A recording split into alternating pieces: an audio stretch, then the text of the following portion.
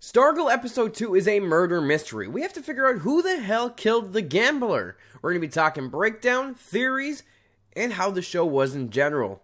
If you haven't seen Episode 2 yet, save the video for later, come back to it, and we can talk about it. I like how this episode starts off with showing us where the gambler was 12 hours prior to his death. When he arrives to his trailer after he gets settled and gets everything set up and starts looking for his daughter, Sportsmaster shows up in his car, and he's getting ready to look like, I guess, to go beat his ass and kill the gambler, but he decides not to and drives off, which is the car we heard driving off in episode 1. And there's a mysterious figure that was also watching the gambler after the gambler came out with his gun, and we didn't know who that was. Turns out it was the Shade. The Shade was watching him and then came in and apparently apologized and said they want to make amends and leave the past in the past. But who knows for sure, because he could have just been bullshitting when he was telling Sylvester and Pat that. But really, who killed the gambler? I mean, all evidence kind of points to a couple different characters, because first of all, Yolanda and Rick think it's Cindy because, well, Cindy was standing there with the gun and the gambler was dead in front of her. But there's no way Cindy could have ripped apart that trailer. I don't think Sportsmaster and Tigress could have ripped apart that trailer. And the Shade could have, but I don't think he did. Unless he's losing control. Which he might be losing control of his powers, because you have these green particles that were coming out a couple times from episode 1 and this episode. I think that might have to do with Obsidian and Jade. Because in the comics, Obsidian gets his powers from the Shadow Realm, so I'm interested in seeing what's going on there. And if I'm actually correct about that, because I think that would be pretty interesting. Another person that could have killed him is Grundy, but as it turns out, Grundy's still in his grave and he's not resurrected yet. And I like how at the end of the episode, Shade apologizes to Rick for not being able to help him more.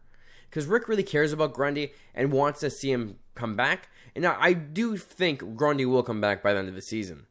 Now, is it going to be the Grundy we knew, or is he going to be more evil and manipulated probably by Mr. Bones or someone else? Because Mr. Bones was teased last season. But as we continue the murder mystery, we have to go through our suspects. Of course, the heroes, other than Courtney, think it's the villains, but Courtney doesn't think it's any of them. I think it's a new player, and it has to be, especially because the gambler found out that people were watching all of them. Because even on the body, there was a stab wound, which obviously could point to Cindy, but I don't think it's Cindy. I have a feeling that there's something else going on here, especially with how the episode ended. So during the episode, we had Paula going to Barb to be like, it wasn't us, we wouldn't do that, if we wanted to kill him, you wouldn't find the body. You know, trying to cover their tracks. And they wouldn't be the ones that were able to rip apart that trailer, but at the end of the episode, they're worried about the others finding out about what they did. So I wonder if they saw the gambler die, but didn't do anything to help him. So they're guilty by association. I like how when Sylvester and Pat go to investigate Shade, you know, like I said earlier, Shade says that he didn't do it and he actually went to make amends, but Sylvester doesn't trust him, causes a huge scene in the restaurant, and when they leave, I like how when Pat's being like, you can't do that, this is a small town. Sylvester's like, you're the sidekick, you're not supposed to be asking a question, that's all me, which I'm looking forward to seeing that dynamic kind of grow, because there's going to be this huge tear between them, because well, Sylvester's used to Pat being the sidekick, but Pat's no longer a sidekick. He's now his equal. And Sylvester needs to learn to treat him that way. We also had in this episode, Icicle Jr., Carmen, gaining his powers, or having them kind of show up a little bit more. Because while he's painting, he gets angrier, and it looks like he's about to get his powers, but then he leaves. And then near the end, we have his grandparents being all evil and sinister, with kind of that darker music coming in, and telling him that he's destined for greater things. Which I think his powers are going to corrupt him and he's going to become evil by the end of the season or midway through and have to fight Courtney. With all the murder going on, we have Mike and Jakeem trying to be detectives. Jakeem's kind of hesitant at first, but they use Thunderbolt to try to figure it out because Thunderbolt grants wishes. And I like how when they ask Thunderbolt the specific question that should give him the right answer, all it says is the killer goes by many names. And I like how Mike's like, well, that didn't help. We have to ask again, but you can't ask the same wish twice. So I'm interested to find out who this killer is and why they go by many names. Maybe it's a shapeshifter. Maybe it's someone who has multiple identities. Honestly, not too sure who that could be, but I am intrigued and I like that mysterious aspect to these last 2 episodes. Stargirl is just such a good show, and I love it so much. I don't know why this is just one of the best DC shows out there, and they better not cancel it after this season, I swear to God. I like how Sylvester's trying to take Courtney more under his wing and train her. He just goes to school and takes her right out. Doesn't even worry about anything, he just takes her out of school and goes to train her, and honestly, everyone should be able to see their training going on, because it's just big flashes of light going on in the sky. Like Sylvester does his shooting star move, and then it looked pretty goddamn cool, first of all. And I like how when they're showing each other their moves, but Courtney's pretty skilled, Of course, Sylvester's a lot more, but Courtney's still pretty skilled. And then when she does the shooting star, she's not able to do it at first until she's able to reach in and think about her family, her friends, and use that kind of to inspire her and power her up. And she does it even better than Starman does. But then they go to see the Shade again. And I like how Sylvester kind of gets angrier and angrier, getting angry at the Shade for not saving the rest of them, but saving Dr. Midnighter. And then Sylvester attacks him, and Shade's like, you know what, I'm fucking leaving Blue Valley, I'm out. I got my own things to deal with, I don't have time for you. And just pieces it.